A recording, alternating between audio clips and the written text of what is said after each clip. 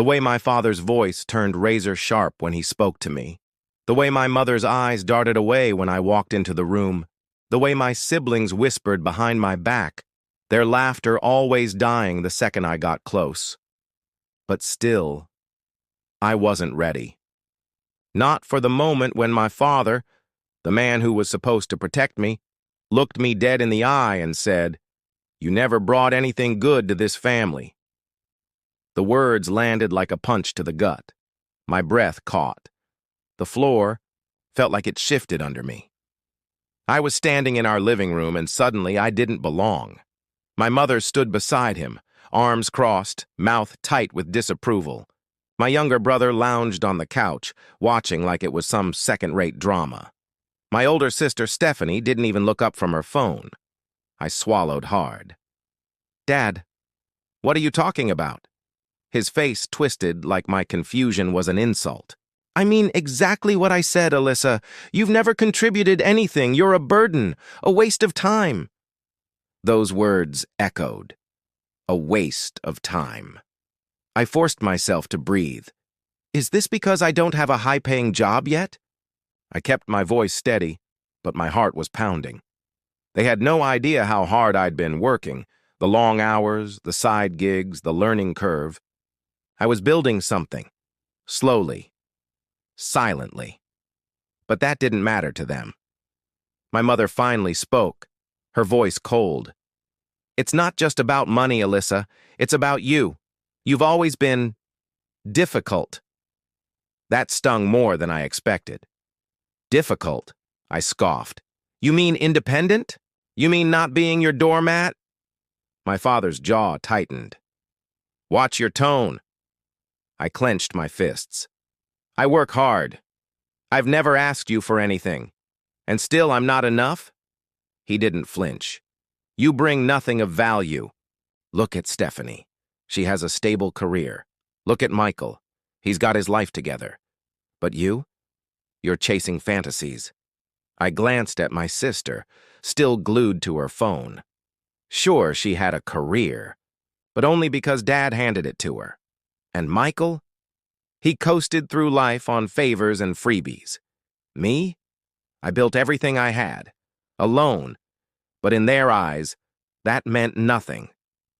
"We've given you every opportunity," my father said, folding his arms. "And you threw them away. We're done." My mother let out a sigh, like releasing a burden. "You should leave, Alyssa." Time slowed. My heartbeat echoed in my ears. They were serious. They weren't angry. They were done. And just like that, I saw it. The truth. All the years I spent trying to please them. The nights I stayed up helping Mom, comforting Stephanie, covering for Michael's mistakes. None of it mattered. I never mattered. I stood tall. "I'm not going to beg," I said. My father raised an eyebrow. "All right," I repeated, firmer. "I'll leave." For the first time, Stephanie looked up.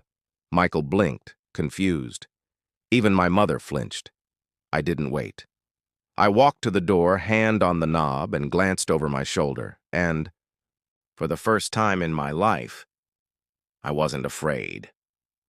"You'll regret this," I said. My father scoffed. "Don't be dramatic." I almost laughed. They had no idea. They didn't know about the business I'd built in secret. They thought they were cutting me off. But in truth, I was cutting them off. I stepped outside.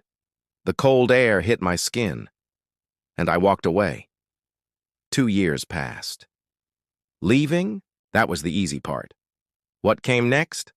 That was the test. I walked out with nothing but a suitcase and the weight of rejection. No job lined up, no plan, no safety net. Just grit and my secret business. It had started small, a side hustle, an online shop I worked on in the quiet hours no one saw. At first it barely made anything, but I stuck with it, learned, tweaked, grew. Slowly, it gained traction. I crashed on my best friend Rachel's couch, picked up freelance gigs, lived on scraps. Some nights I'd lie awake, staring at the ceiling, wondering if Dad was right. But I refused to give him that satisfaction, so I kept going.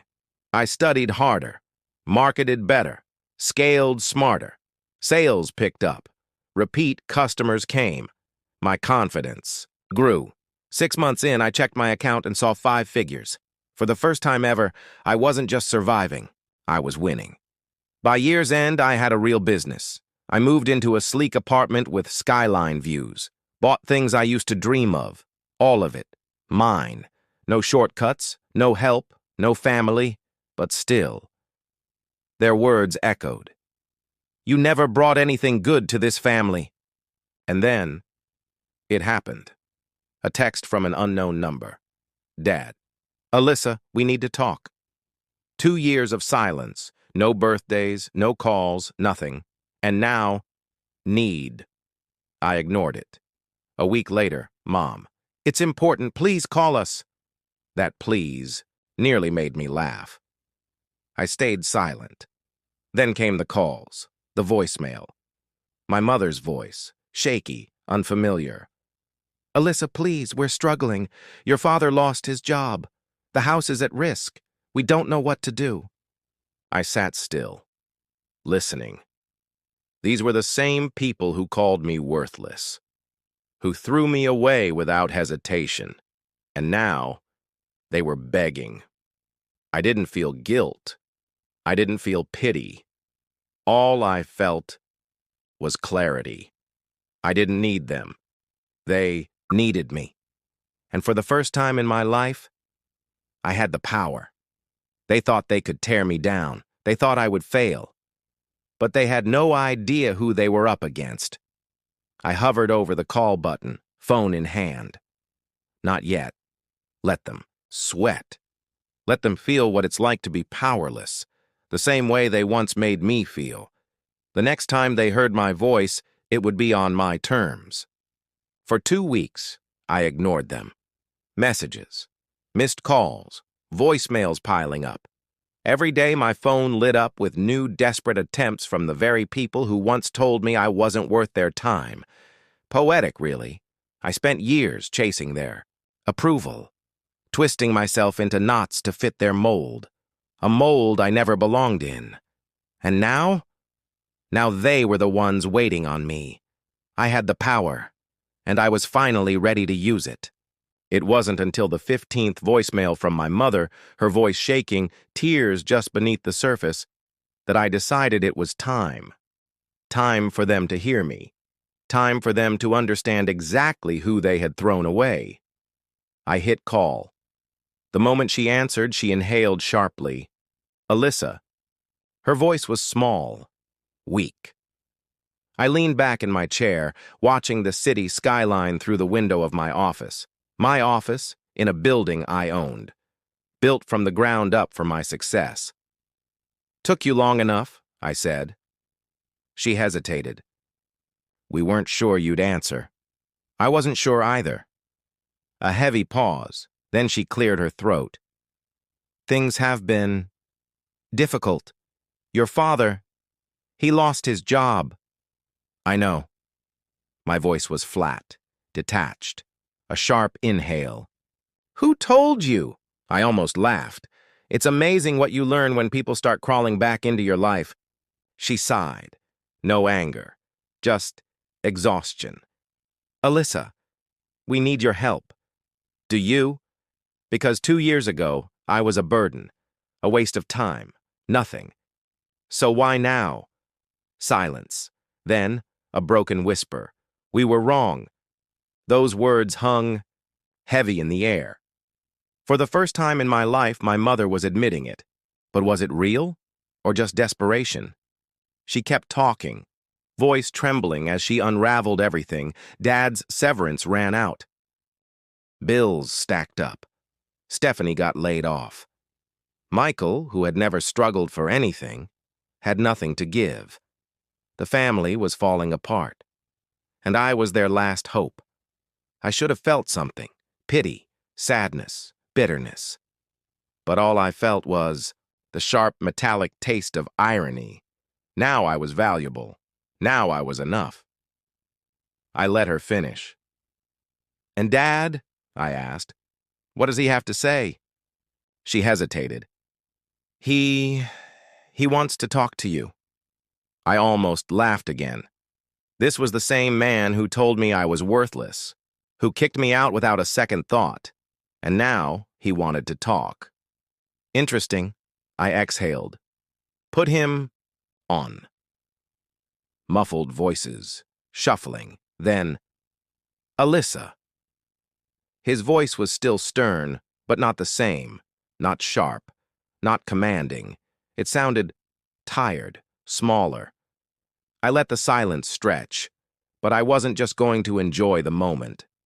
I was going to use it. Because this wasn't about money. This was about making them understand. I waited 2 more days before responding. When I finally answered, my mother's breath hitched like she hadn't expected me to call back. Alyssa, she whispered, relief flooding her voice. I've been thinking. She paused, waiting. I'll help you. The words dropped like a bomb. You what? Her voice cracked. I'll help you, I repeated, cool and measured. But on my terms. She fumbled, trying to keep up. Of course, yes. Anything, Alyssa. We just need. I want a meeting, I cut in. Face to face. You, Dad, Stephanie, and Michael. No excuses. A pause. Then, okay. I didn't meet them at their house. I made them come to me, to a sleek, upscale restaurant downtown, the kind that required reservations weeks in advance, one they couldn't afford now. When I walked in, I spotted them immediately. Uncomfortable didn't even begin to describe it. My mother's hands were tightly folded on the table, eyes darting like she didn't belong. My father sat rigid, pride barely holding him together. Stephanie looked annoyed, tapping her nails impatiently. Michael, for once, was quiet, slouched in his seat. When I sat down, the shift was immediate. For the first time ever, I wasn't the outsider. They were. I placed my phone on the table and let the silence stretch before speaking. Let's cut to the chase. My father's jaw ticked. Alyssa, I held up a hand. No, you listen. His mouth snapped shut. Power. I could get used to this. You need money. I stated it plainly. No pity, no warmth, just facts. He exhaled sharply and nodded. We just need help getting back on our feet, my mother said softly. We'll pay you back, of course. I smiled. You must think I'm an idiot. My father flinched. Stephanie's lips parted, speechless. You want my money? I leaned forward, voice calm. Then I want something in return.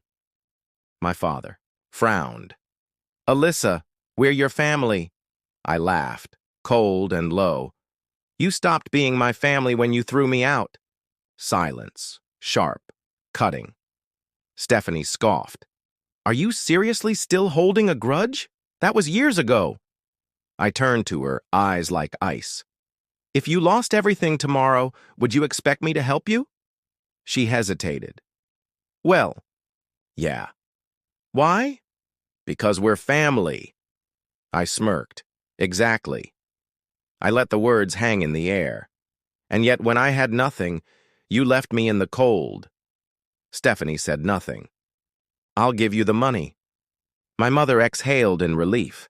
My father's shoulders slackened. But, I continued, there are conditions. His face darkened. We're not here to make deals. Then leave. I gestured toward the door. Go beg someone else. Silence. He didn't move. Of course not. They had no one else. I folded my hands. Here's how it works. I don't do loans. If I give you money, I own something. Own? My father tensed. Own what? I shrugged. Your house, my mother gasped. Alyssa, no. You need money. I need investments, fair market price. You can stay, for now, but you'll pay me rent. Default, and you're out. They were stunned. They thought I'd just give them money, that I was still the desperate girl begging for love.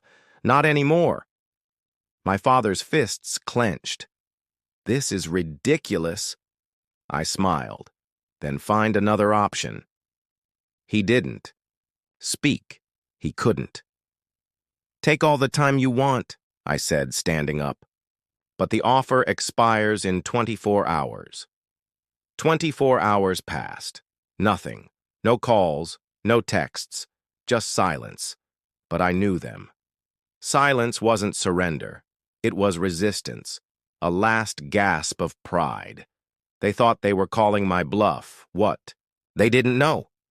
I had already planned for this. 2 days later, my mother finally called. "Alyssa, we need to talk." I smirked. "I figured you'd say that." "Can we meet?" she asked. "No." A pause. "What?" "We already met. I gave you the deal. I'm not chasing you for an answer." Her sigh was heavy. "Your father," she began. "What about him?" "He doesn't want to take the deal." I laughed. "Of course he doesn't. What does he expect? Charity." Silence, which meant yes. "Wow," I said. "He really doesn't get it." "Alyssa, please." "No, I don't owe him anything. If he doesn't want it, he can figure it out himself." A long silence.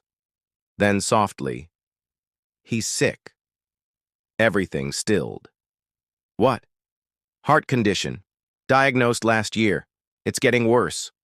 I blinked, processing, trying to decide if it even mattered. This was still the man who threw me out, who made me feel worthless. Now, I was supposed to feel bad. "Why are you telling me this now?" She hesitated. "Because maybe you'll understand why it's so hard for him to accept help from you." There it was, the excuse, the same old line. "He's stressed. He just wants what's best. You know how he is?" I clenched my jaw. "So let me get this straight. He'd rather lose everything, house, stability, dignity, than admit he needs me? It's not that simple." "No, Mom," I snapped. "It is, and it's pathetic." Her breath hitched. I didn't soften, not anymore. "He has 24 hours, I said coldly. "After that, the deal's off." "Alyssa, if his pride matters more than his family, that's on him." And I hung up. The next day, a text. Not from my mother, not from my father, from Stephanie. "Dad signed the papers." I let out a slow breath. That was it. After all that resistance, after all that pride, he gave in. I had won, and I should have felt triumphant. But all I felt was nothing. No joy, no satisfaction, just a cold, empty victory. We met one last time, in my lawyer's office. The house was legally mine. The deal was in writing. My father refused to look at me. His signature was angry and jagged. My mother looked defeated. My siblings, silent. This was the moment they realized I wasn't the same Alyssa they had discarded. I had outgrown them. I had surpassed them. Now, I owned everything they had left. A week later, another text. From Michael. "Dad isn't doing well.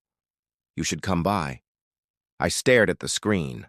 Long, hard, and I didn't type anything back. For the first time, I realized I had everything I'd ever wanted. The power, the success, the control. And yet, I wasn't sure if I'd won it all.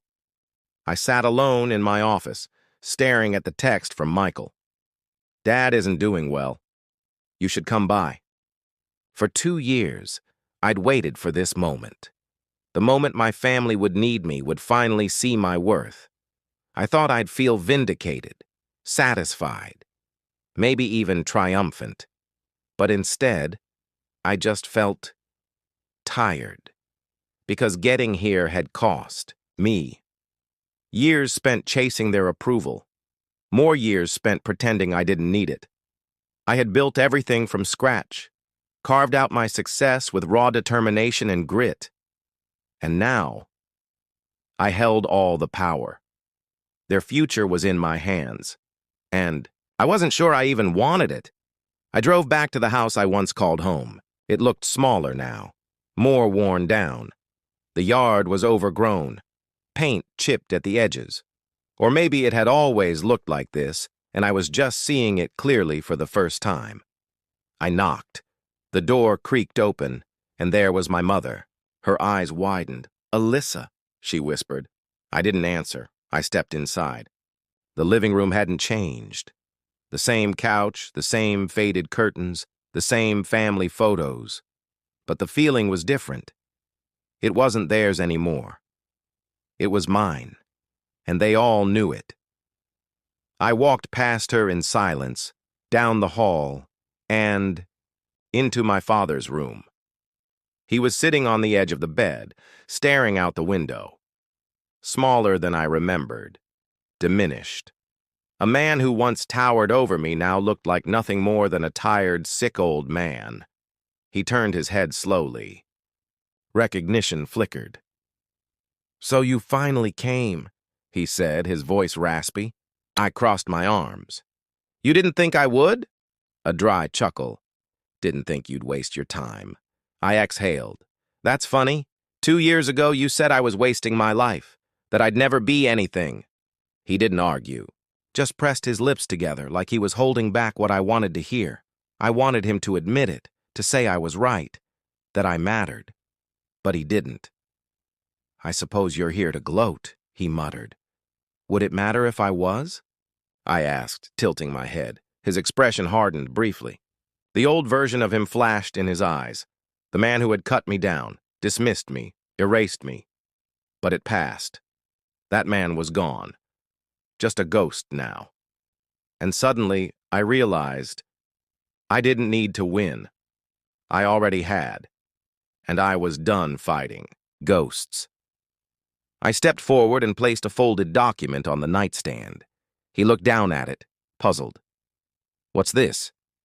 "The deed to the house," I said. "It's in Mom's name now. It's yours again. You'll figure out the rest." He stared at me. "What?" I shrugged. "You always wanted it. Now you have it." I turned to leave. "Wait," he called out. I paused, hand on the doorframe. His voice had changed. Not angry, not defiant, just broken. "Why?" I didn't look back. "Because I don't need this anymore." I turned just enough to meet his gaze. "You spent your life thinking power meant control. That it meant making people feel small so you could feel big." I took a breath. "But real power is knowing you don't have to prove anything anymore." He opened his mouth, but nothing came out. I didn't wait for him to find the words. I walked out of the room, out of the house, and out of their lives for good. That night, I drove home with the windows down, the night air rushing in. For so long, I thought revenge would heal me, that making them feel the pain they caused me would make it all right. But the truth? They were already suffering, not because of me, but because of themselves, because pride kept them small, because their choices left them empty. And me? I had a life, a future, one they had no part in. And for the first time in years, I felt light, free, because I wasn't their failure, I wasn't their regret, I wasn't their mistake, I was mine. And that was enough.